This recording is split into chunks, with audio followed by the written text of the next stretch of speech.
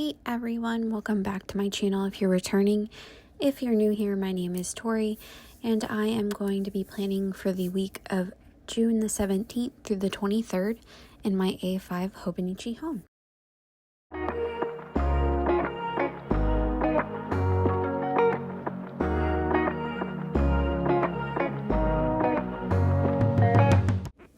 I grabbed some stickers from Planner Monkey Co. and I was just trying to decide which one I would use, and I did decide on this more colorful version of the daisies. These are like transparent washi strips that I ordered from one of her latest releases. I just found them really vibrant and colorful, and they scream summer to me. Like, I feel like when you fall asleep in the sunshine and you wake up and your eyes have to adjust and everything is super bright, I feel like that is like the main feeling of summer, in my opinion, and these flowers really communicated that. So I just went ahead and put them down on the bottom. I did end up, obviously, not recording any audio for this because it was really late at night, and you'll see that I actually put this together on Tuesday night. I have been super swamped with summer library programs, and it has taken all of the energy just to like get through the day and not collapse at the end of the day once I get home. Our first program kicked off at the beginning of June. That first full week, we have our programs on Tuesdays. The ones that I'm in charge of. We have others as well, but the one I had almost 200 kiddos, and that's a lot to wrangle.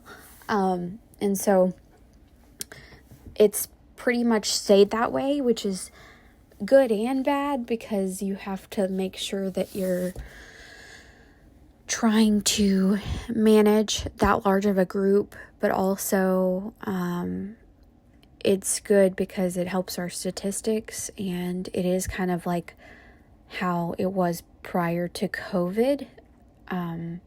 Those were the numbers we were hitting more frequently than anything else before, shutdowns and everything. So it's nice to see that we've been able to restore kind of community partnerships and relationships that we kind of had to hold off on during quarantine. We have a lot of daycare groups that come to our programs, and we're fortunate that they view us as a place that they can bring their classes and have like a trip out and everything. So but it's still like a lot. So I just wanted to sit back, watch some YouTube, get my plans down because it was already Tuesday night and I was not having a lot of energy. So I just wanted to get all this down so I wouldn't forget what happened on Monday. And let me check. I'm trying to see what Tombow colors I would have used. 026 for the yellow. And then the darker green one, I think I used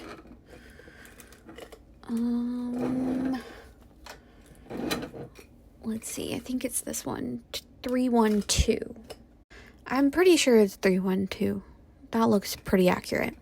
So I just set up my spread the way I normally go about it, putting in all the work schedule and then dropping in highlights, habits, and then a this week list at the very bottom. A lot of stuff is taken up by the washi, but I'm not usually up and doing things at 3 a.m. So I was all right with that. But ironically, last night, my dog woke up at 4:30 and decided to become sick to his stomach. So I had to launch both of us out of the bed before he decided to get our sheets dirty, and I got him out, but I still had to stay up, clean up the carpet that he threw up on, and it was just a whole thing. So the one week that I put the washi down there, I could have used the hours at that time. So I thought it was pretty ironic. But so I am just checking to see what other dot markers I could use to indicate all of my programs for the week, because I wanted to kind of have a color coding system. I usually like to do that if I do use colors, or I'll put the same kind of sticker down for the same kind of program, and I usually delineate it by age group and type of program. So like if I have a program at a branch, that's going to be a different color regardless of the age. And then if I have anything else, like if I need to work the circulation desk at my library, I can put that in a different color. So I was just trying to figure out which dot markers would look best with the colors I had already laid down and go from there. I'm not sure. I think I was just watching this night, but I know that my brain is currently consumed with Making a Murderer. I'm very behind on this story. And if you've never heard of it, it's a Netflix docuseries that came out, I think, in like 2016, 2017 maybe. Turns out, you really don't want to get arrested in Wisconsin, because their court system does not want anybody to, I guess, have justice actually work for them. Or maybe it's just Stephen Avery, but when I tell y'all, this man, been through it, trademark. Like, he served 18 years in prison for rape that he didn't do, and then had definitive DNA evidence prove that he didn't do it. And then right as he's going to like sue the state of Wisconsin for like making him sit in jail for crimes he didn't commit, he gets slapped with a murder charge, and it's wild. And I think the saddest part about the whole thing isn't even, like, yes, it's sad that Stephen Avery had to be in prison that whole time, but I just keep thinking about how the woman whose murder he was put away for, I don't know, I always think about what these people would think looking, you know, whatever you believe in, whether it's you believe people go to heaven or if they're reincarnated or whatever you believe, like, what would they think if they were to see how their passing affects people? Like, the woman he was convicted of murdering, her name was Teresa, and I'm like, she knows, or she knew who her killer was. And I can just imagine, like, looking down on that and seeing all the ways that your loved ones and people think they have the right person, and just like the frustration and anger and just like miscarriage of justice for you too, like as the victim. Because yeah, it is really terrible to have somebody wrongly convicted and sentenced to life in prison for something they didn't do, but it's almost even more devastating to like know that it's the wrong person, and the wrong person is paying for something they didn't do, and the person who actually got away with it is just still out there. And that's what is just blowing my mind. Like the tunnel vision for the prosecutors and the police and the law enforcement is just insane to me.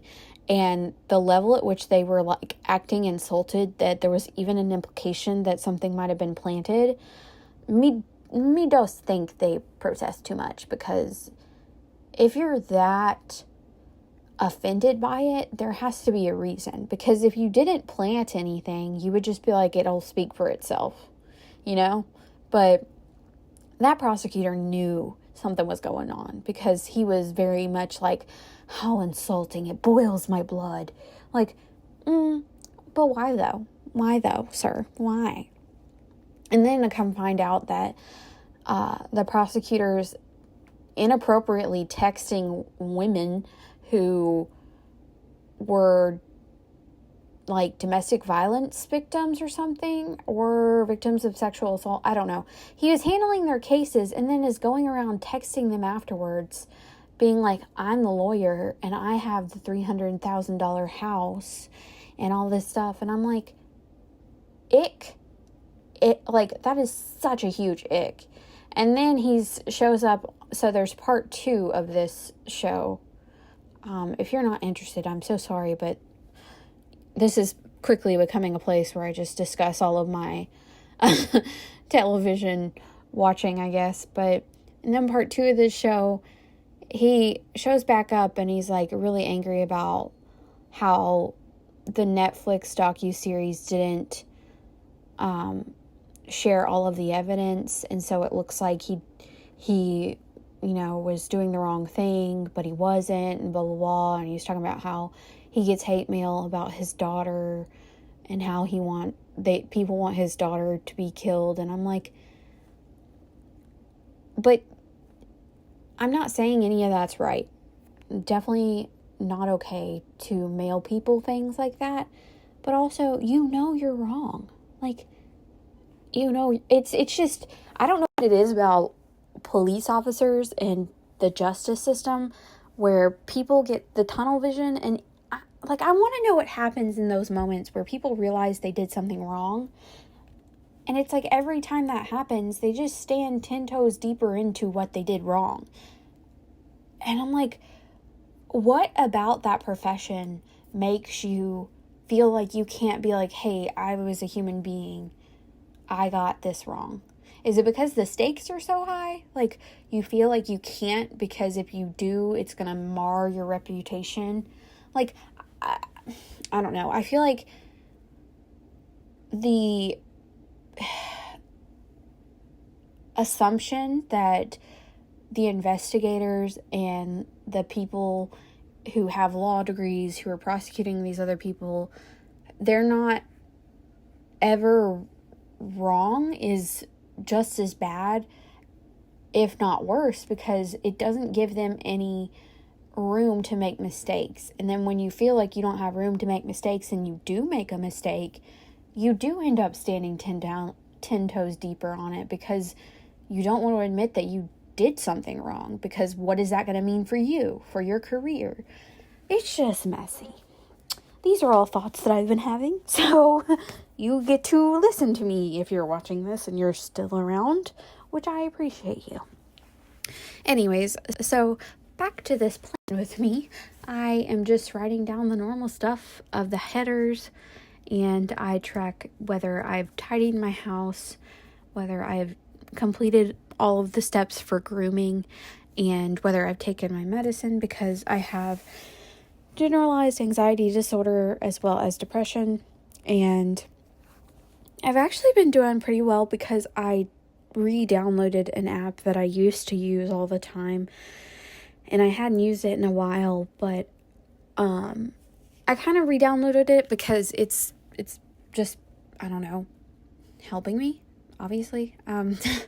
It's called Finch, and it's almost like a Tamagotchi little type of game app, it's not really a game, where you log the different tasks that you are doing to maintain your self-care, mental health, physical health, whatever you're trying to get done for that day. You log them, mark them off when you're completed, and you have this little bird that you raised from a baby chick all the way up. And then your bird can have a micro pet. You can decorate their house, their outfit, their neighborhood can expand as you use the app. And I have a tendency to get overly attached to non-sentient digital characters. So it works for me because I feel terrible when I don't do something.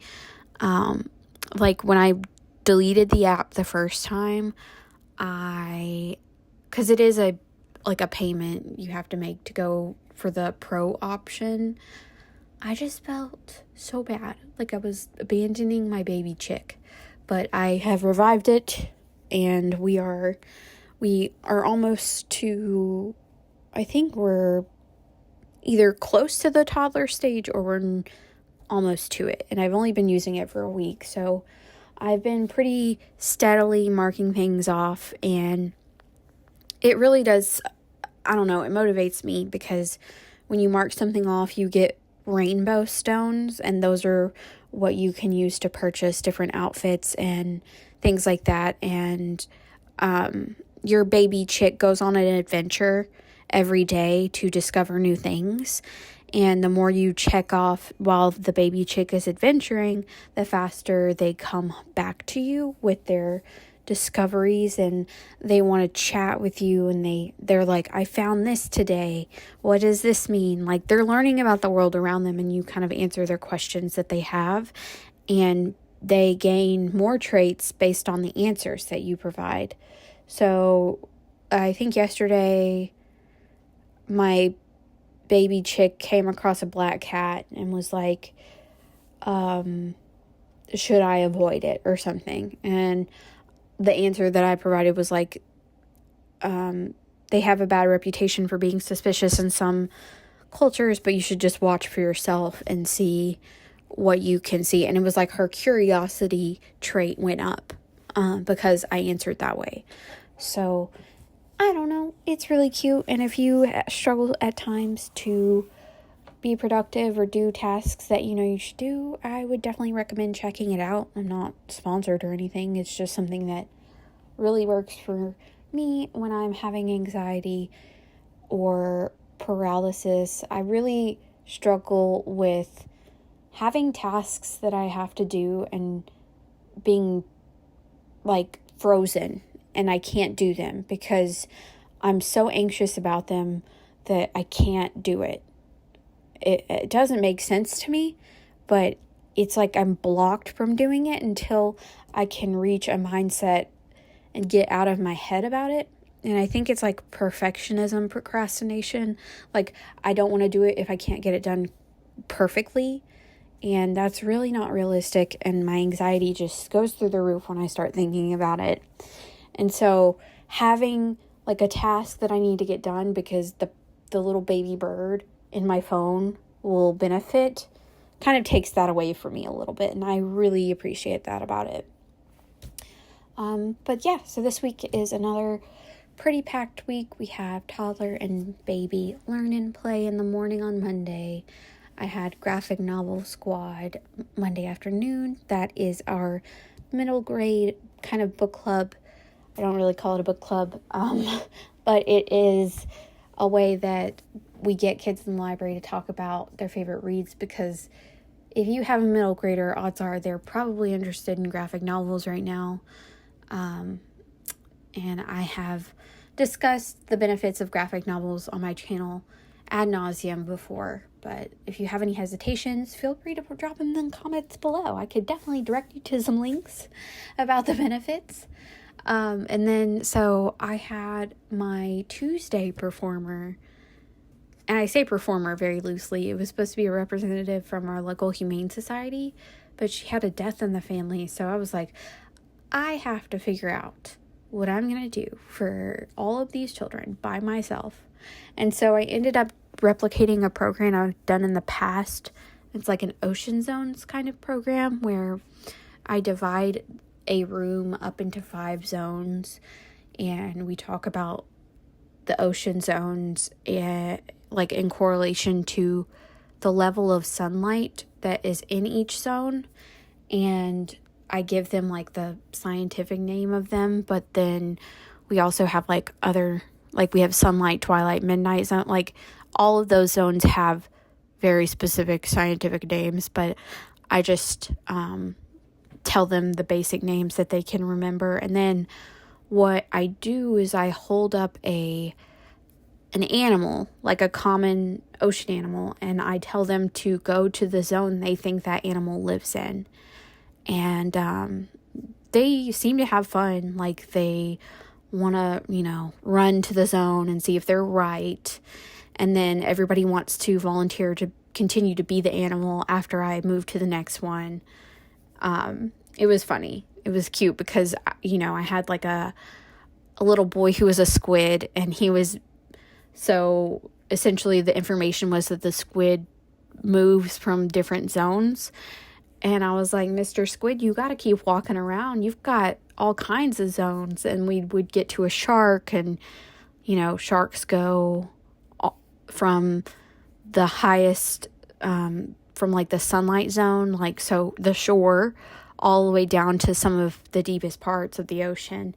And the best way I could explain that to them was like, the shark has vacay homes in every spot. So he's a busy dude and he's got to be going back and forth, back and forth. So while you're having all these kids run to the zones, you're also having the kids who are assigned the animals try to remember that, oh, I've got to go to this zone, and then I got to, like, they're trying to remember to be where they need to be too. So if it sounds chaotic, it 100% is, but that's also kind of part of the fun, in addition to making it educational. It's just a matter of making it engaging for them, because I feel like if I just sat there and read a story and was like, okay, bye, that wouldn't really, I don't know, I wouldn't be satisfied with that. And I know that there are some kids who that's definitely up their alley. They like a low stimulating program. And I did have one kiddo who was really overstimulated during it. And I actually stood beside him and co-regulated with him, because he was, clearly distressed by the face he was, but like the facial expression he was having. But he was putting his hands over his ears because it was really loud. All these kids were running around. And so I was like, let's, make eye contact with me. Breathe in through your nose, breathe out through your mouth. Let's, we can get through this. It'll be okay. If you need to go sit down, we can do that. And he still wanted to go through the zones and everything. So I felt like it was a good experience all around, even though people didn't get to pet any kitties like they thought they were going to. So yeah. And then the next day I had a local yoga studio come out to our branch library, and we had the kids do some yoga, and that one always goes over really well. The kiddos love learning all the different yoga poses, and they giggle at each other as they try them and fail. And then the teen program on Wednesday was Survival 101, and that one was really fun as well. We did a Oregon Trail simulation, sort of, and just adapted it as like a live action Oregon Trail, essentially, where they had to give up food rations if they wanted to move across the board. Every decision had to be made with the team. And then we had some teenagers definitely contract some cholera and typhoid. And I was really proud of them, because they prioritized healing their team members. They were not letting, because you don't, so for the game, you tell them what the rules are, right? And I gave them like all the rules that we had, but there are ways that you could handle situations that would serve you better, right? Like, you could let your teammate die. That'd be one less person you had to feed, take care of, whatever. But that never crossed any of those kids' minds, because, they're kids and they're still, I don't know, not torn down by life, I guess. But, it was just neat to see the way that they work together. And it was boys versus girls, actually. And the girls were very, like, slow and steady wins the race approach to it, where the boys were like, we're buying all the things with our money and we don't care and we're going. But, like, the boys had some younger boys in there, so they wanted to spend all their money on, like, food, and they wanted to buy a bunch of extra wagon parts when nobody's wagon ever broke down. So I thought that was pretty funny, and it was a great time. They really enjoyed themselves, and they got to pose with photos of, like, they survived. And so the logistics of that was just, I used paper plates as the interactive board, and I taped them with painter's tape on our tile flooring. And if any area got a little complicated as to how they would navigate it, I drew arrows on the plates to kind of let them know where to go. And they had some forts they could stop at to refuel, essentially. And they had some river crossings they had to pay for. But yeah, they just kept getting sick because we would roll a dice, and if they landed on a 4, it was a calamity. And there were a lot of calamities, apparently. And it was funny to see the way that they reacted and were trying to heal people as quickly as possible. So it was a great time, and I really enjoyed it. And that is the benefit of summer programming is, yes, the schedule is really packed and it's super exhausting, but it is so rewarding and so fun. So that is the week. And I think all I'm doing is just adding in the stuff that I have for that Monday. So like what my Monday highlight was, I try to do a daily highlight, excuse me. Just to find the silver lining, even if I've had a bad day. Like, what is something good that was a shining moment for me, even if it was an absolute trash day. Monday, for me, it was a pretty good day overall, but I was so hungry when we got home, and we had planned to make some steaks. So my husband grilled steaks out on our grill. I made baked potatoes, and we had some bird's eye grilled carrots that were seasoned really well. I just put them in the oven. They were frozen, and it was so good. It was delicious.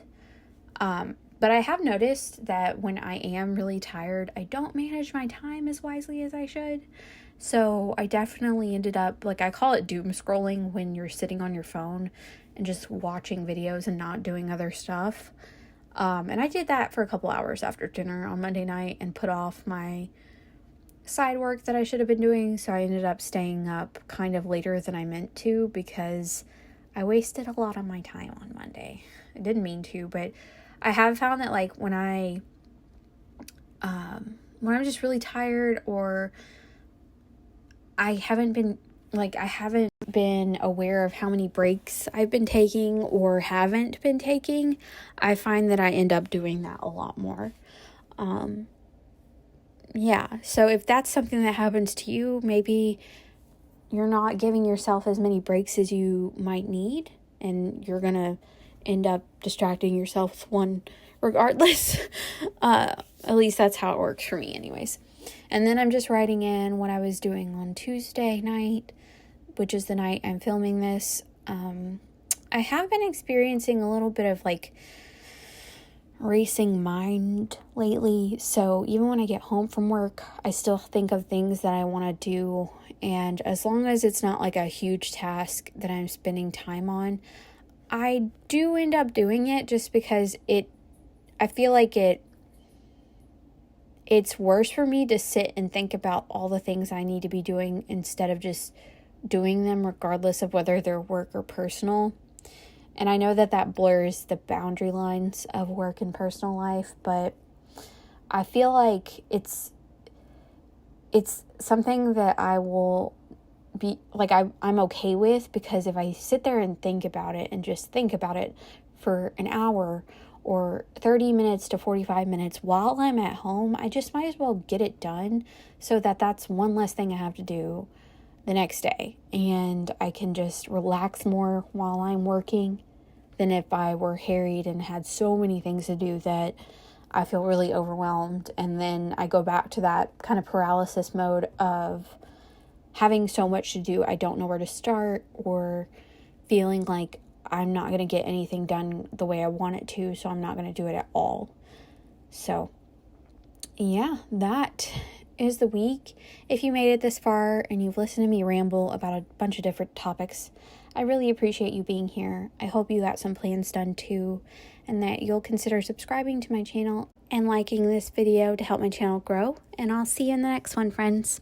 Bye.